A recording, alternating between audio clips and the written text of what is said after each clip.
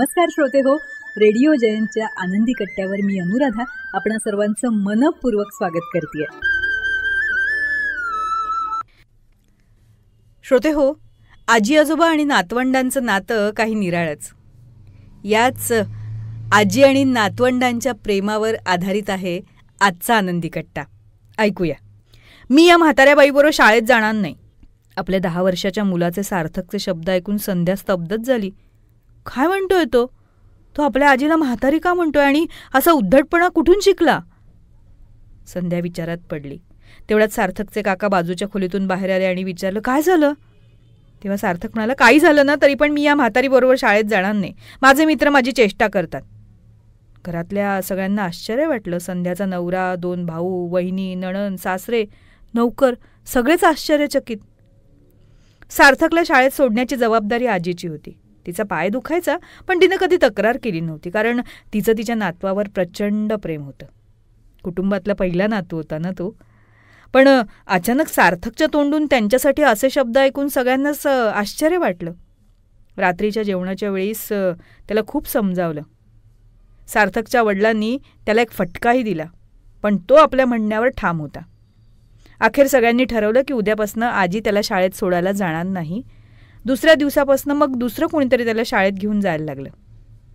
पण संध्याला प्रश्न पडला, त्यानं असं का केलं? तिला सार्थकचा खूप राग आला. संध्याकाळ झाली होती. तिनं दूध गरम केलं आणि सार्थकला देण्यासाठी त्याला शोधायला लागली.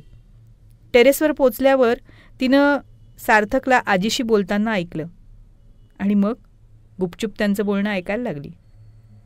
सार्थकचं डोकं आजीच्या मांडीवर होतं आणि तो सांगत होता, मला माहिती आजी, तू माझ्यावर रागवली, पण मी काय करू ग? एवढं कडक उन्हात सुद्धा ते तुला मला न्यायला आणायला पाठवतात. तुझं पाय सुद्धा दुखतोय.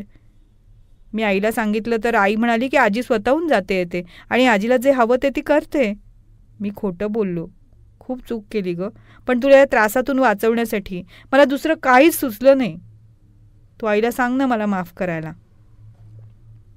सार्थक बोलत राहिला आणि संध्याचे पाय आणि मन सुन्न झालं. आपल्या मुलाच्या बोलण्याचा अर्थ तिला उमगला. घरातील कोणालाच न समजलेली गोष्ट त्या 10 वर्षाच्या मुलानं करून दाखवली होती. तिनं धावत जाऊन सार्थकला मिठी मारली आणि म्हणाली, नाही बेटा, तू काही चुकीचं केलं नाहीस. घरातल्या सगळ्यांना, सुशिक्षित मूर्खांना समजावण्याचा योग्य मार्ग होता तो. शाब्बास. घरातली वडीलधारी मंडळी म्हातारपणी झाडासारखी असतात, ज्याला फळ येत नाही पण सावली मिळते. आपली नवीन पिढी आपल्याला पाहून शिकते. म्हणूनच आपण त्यांचा आदरच करायला हवा, कारण त्यांचा आदर जर आपण आत्ता केला तर पुढे जाऊन ही नवीन पिढी आपला आदर करेल. हो ना? तेव्हा श्रोते हो, हा होता आनंदी कट्ट्यावरचा आजचा सुंदर विचार. तुम्हाला तो कसा वाटला याविषयीची तुमची कमेंट बॉक्समध्ये नक्की लिहा. आणि त्याचबरोबर रेडिओ जयंतचे दर्जेदार कार्यक्रम ऐकण्यासाठी रेडिओ जयंत लाईक करा, शेअर करा आणि सबस्क्राईब करा. रेडिओ जयंतचं सबस्क्रिप्शन फ्री आहे. आणि त्याचबरोबर नोटिफिकेशनसाठी बेल आयकॉनवर क्लिक करायला सुद्धा विसरू नका.